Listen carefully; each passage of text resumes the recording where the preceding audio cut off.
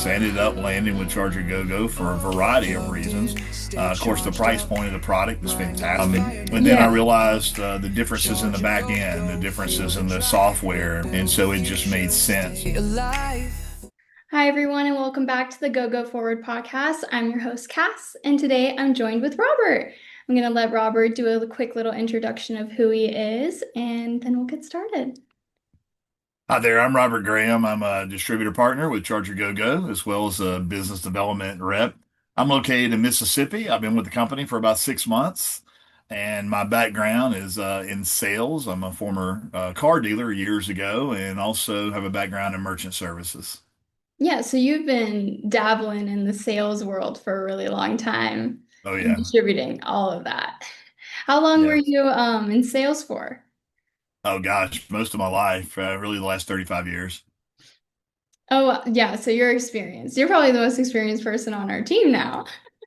Possibly. I'm probably the oldest, but yeah. So we'll start with your ChargerGoGo story. So how did you first get started? What really got you involved and drew you to the brand? Many years ago, actually, I rented a battery at a football game. I was at Superdome, and of course, I have battery anxiety. I'm kind of a power smartphone user. I've got Mhm. emails, push notifications. It goes dead quick. Yeah. And I saw a charging station. I thought, well, that's cool. And so I rented the battery. Didn't even know who the company was. Forgot it. Took it home. Probably got hit with a fee. But it always stuck in my mind what it was. And Mhm. then, gosh, probably 9 or 10 months ago. I ran into an ad for a charging station. I looked at it, and of course, that prompted me to Google the mess out of it. And I Yeah. did, and I found a couple different companies. I found ChargerGoGo, and then I started, really vetting both of them. Embarrassingly, it took me about 2 months. Hmm. I examined a lot of different things. I ended up landing with ChargerGoGo for a variety of reasons. Of course, the price point of the product is fantastic. Uh, Yeah. More importantly, the access to the executive team was second to none. I met Hmm. June, their CEO, long before I signed up. Talked to her, picked her brain a little bit. I thought that was neat, that she was that approachable and that available. That Hmm. meant a lot to me. And then I realized the differences in the back end, the differences in the software and proprietary nature of it, the reporting. And so it just made sense that I went with ChargeGoGo and I haven't looked back. Everyone has said it too that June is so accessible because she's so hands-on. She wants to be involved in every little thing. I Definitely. love how you said that she like getting that initial conversation with her and then getting all the back end information is just it's what you need out of a company to really get that transparency. Well, it gave me the confidence to invest. Mhm. It's no secret you have to invest some money to really launch with this. And Mhm. I had all the confidence in the world in doing that. And that meant a lot to me. No, yeah, and then like you said, investing, it's part of the development of not only our business as ChargerGoGo, but your own business because you're an That's right. extension of that. For you, since you are on our business development team and our distribution team, what does business development mean in the contents of ChargerGoGo? Like, what's your typical day-to-day like, for example? Well, we all have some contacts that we need to respond to, whether it be leads or people that are interested in the company. This is still kind of in its infancy here in the U.S. And definitely in where I am. When I became a DP, there was exactly one station in my entire state. And I Mm, thought that was a good thing, but there were some in the neighboring state. So my day to day is I'm on some various Zoom calls, meetings online with prospective DPs who are interested in the program as well. mhm. Some of them are talking to others, some of them aren't. I do a lot of that. But then the other is cultivating the DPs we have now. And talking to the rest of our BDR team. I like to focus as well on helping the other DPs be successful. Yeah. Because some people may have the funds to invest, but don't have the sales skills or don't Mhm. understand what it takes. So we want to be there to support our existing DPs as well. Yeah, and then also with your 35 plus years of experience, your knowledge to the other BD team, the distribution partners, and ones that want to join us, you being that guide really shows like what the business development team is all about. It's not only just supporting them, it's educating and doing all the little things that you can do. And by the way, I'll confess one thing. I've got more than 35 years. I just don't want to say how many. Well, that's why It ages me too we have a much. 35 plus Yes, years. it's in So excess. it's around there, you know? Don't worry. That's right. How do you approach building those relationships with your venue partners and distribution hosts? Because you said when you first joined, there was only one distribution partner within your area. So, how did you connect and build those relationships with them and the venues you were placing in? That's fairly easy. I mean, that's my background. You got to be, as I mentioned in June was, you got to be approachable. You got to be available. You got to be not Mhm. afraid to answer your phone. You got to know your product too. You got to know the market. And just in the short time I've been here, I've really studied it. I know as much about other areas as I know my own. Mhm. So I think that's important that you have to be approachable. You got to be available, and I think you Mhm. need to be transparent and you got to be candid. I'm willing to say things to people that maybe it's not what they want to hear, but it's the truth Yeah. because I want to set proper expectations. I really believe in the mantra of under promising and over delivering. I don't want to make a promise I can't keep, so I'm very cautious about that, and it's worked pretty well. But I've got a pretty Mhm. good network of locations, venues. I communicate with them regularly. I send out a regular email to them at least once a month. I'm going to visit a couple in another town that's a couple hours away. So you can't be afraid to get on the road and go visit these people from time to time. The good part about our business too is it's very maintenance. It's not maintenance free, but it's not Very maintenance. low. It's very, very low. I've got a background in ATMs. ATMs are Mhm. 3 or 4 times the cost. You got to put money in the machines. They affect the venue's insurance. Yeah. Uh, People will hook a truck up with a chain and rip it out in the middle of the night. None of that happens with our stuff. No, because there's no, and there's value to our product, but people don't see it and go, I want to steal that, you know? Like, Correct, you correct. I've can. never had one damaged so far, knock on wood. I've not had one punched. Yeah. So, the maintenance on is very low, but due to that, it gives you more time to develop those relationships. Yeah. Stopping by, showing face, and I'll be very candid about it. When I first signed up, I thought I would spend, a certain percentage of my time working the Mhm. ChargerGoGo industry and business, and I'm working 2.5 times more. But the reason is Mhm. because I want to, Yeah. because the ROI is there, that you're going to get more out of it when you do it. I wouldn't be putting that much into it if I wasn't getting something Yeah. out. So it's very surprising to me in a good way Mhm. that it's worthwhile to spend more time on it. Oh, yeah. You're not only investing your money, but your time, and it pays off. So, Right. and the more time you invest in something, the more benefit you're going to reap from it, for sure. That's right. For ChargerGoGo, was it an easy like click in your head of how the distribution partner base works? It was like, oh, this is similar, or was it a little bit different? Yeah, definitely, definitely. My background in merchant services, I've got clients, venues that we do POS for, point of sale, Hmm. credit cards, or other loyalty programs. So I've called on some of those, and it's just a natural fit. And it's very pleasant to be able to call somebody, and you're really not trying to sell them anything. That's Hmm. one thing I really try to stress to our distribution partners is don't think of yourself as selling because you're really not. Yeah. It's such a benefit to the venue, to their patrons, their customers. Get the mindset out that you're trying to sell them because you're really not trying to sell them at all. Everyone Definitely. benefits from this in They some do. shape, form.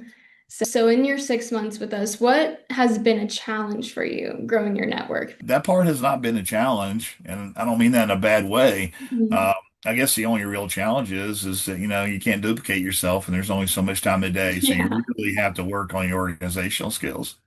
Yeah. How do you balance your driven strategy and your gut instinct and going out and also your other work aspects? Like, what is your balance like? Because we're so low maintenance, but you also want to invest your time.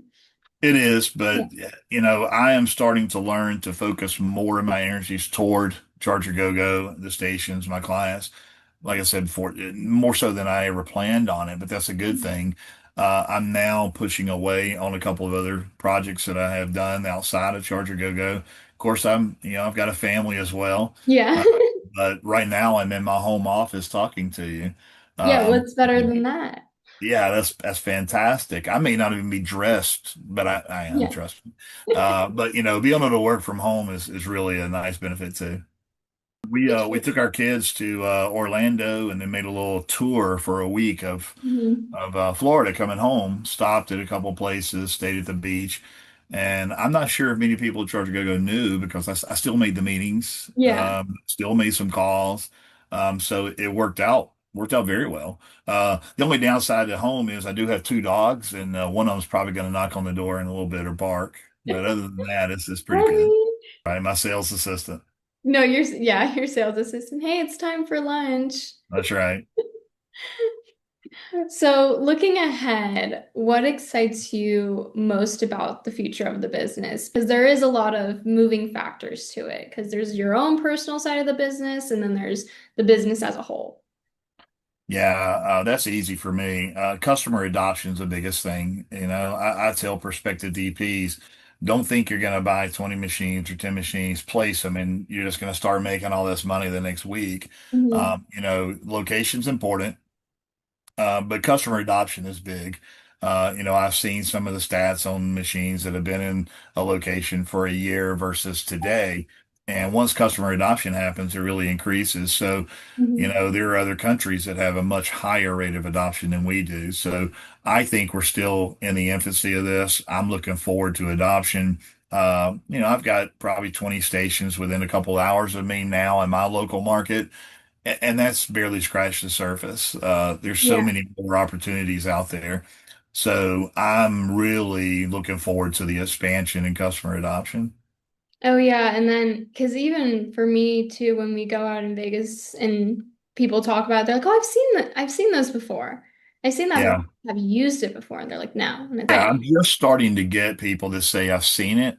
mm-hmm, Very seldom do I get people that say I've used it. I mm-hmm. always try to take time to show them the user Yeah. experience because I'm very proud of our user experience. Oh Whether you use yeah. the app or you use the web, it is so simple and easy, and it pops up on your screen just like an Uber. It tells you how long you've had it and what the charge is, where you can take it back. And when you show that to a staff member there, they are Mhm. so much, there's adoption. You can see it in their eyes. Now, when somebody says, "Can you charge my phone?" No, we got this right over here. Let me show you how it works. Yep, exactly. That increases the awareness. And But I'm that guy that before I met with ChargerGoGo, I had 10 or 12 of the little portable bricks. I could keep them charged. You put them in the car and it's already dead. yeah. You gotta have a cord. It just isn't the best solution. No, Uh, yeah. I like to I normally would always have like I have a power bank in my car. I have one in my purse at all times and something, but I never remember to take it out to charge it. So, Charge oh, I again. have the Yep. portable charger, don't worry. And then someone plugs it in, they're like, it's dead. I'm like, Yep. my bad. So That's right. with ChargerGo, you just don't have to worry about that. They're always going to pop out fully charged. You never have to worry about it not being charged. Because I remember people are like, well, how do you know if it's fully charged? I'm like, well, it will not pop out unless It it will is. pop out. That's right. While we wrap this up, do you have any advice for any future distribution partners or venue hosts? My advice, let's see, let's take a distribution partner. My number one thing is quit trying to sell it. It's not Mhm. something you're selling. It's not something that you have to make a hard close. Just explain the product. Hopefully build a little bit of credibility with yourself, with the client. And if they don't see the benefit, move on. But I can't imagine. I could only think of a few venues, maybe a couple of pay at the counter, quick serve places that don't want a dwell Mhm. time, that want you in and out because they have one or two tables. Maybe Yep. that's not a great fit. Other than that, just about any venue is a great fit. Um, One thing I also work with on DPs is everybody, when they become a distributor, they look at the big home runs. They look at, oh, that place has got 22 locations. That's great. You can go call on them, but you need to focus on the singles too. Lay down a couple of bunts, couple singles, couple doubles. Go talk to that single location bar, the mom and pop restaurant. Yep. They can be your best client because if all you do is call on the grand slams and the home runs, you could disappoint yourself in 4 months and realize I still have 18 of these in my garage. You know, Yeah. the idea is they work only if they're out there placed. So go Hmm. place them. You can always move them Yeah, if something exactly. doesn't work out. So don't be afraid to try it at a location you didn't think would work.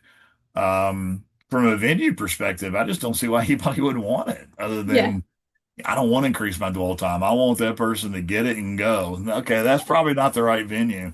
Other than that, why wouldn't you want this? There's no risk. We Hmm. take on everything. So I think just getting the word out, and that's another part of customer adoption. I'm looking forward to more adoption in the public, which will lead to venues saying, oh, I need one of those. Yeah, you need people asking for it for venues to be like, okay, we need this now. That's right. And I feel like every single time, for me personally, you bring it up, people are like, oh, that solves a problem. I'm like, exactly. It's It not, really does. it solves a problem, and that is the biggest benefit you could take out of it because it solves a problem for everyone. That's right. Yeah. That's right. And in any sales, you got to find the pain point. And you got to find out what problem you're solving. And this definitely is a problem solver. Yeah. It definitely is. Well, Robert, I'm going to wrap this up. I'm so thankful to have you on the podcast. I hope we can have you back again soon. Absolutely. Anytime. Just let me know. Thank you so much for today. All right. Take care.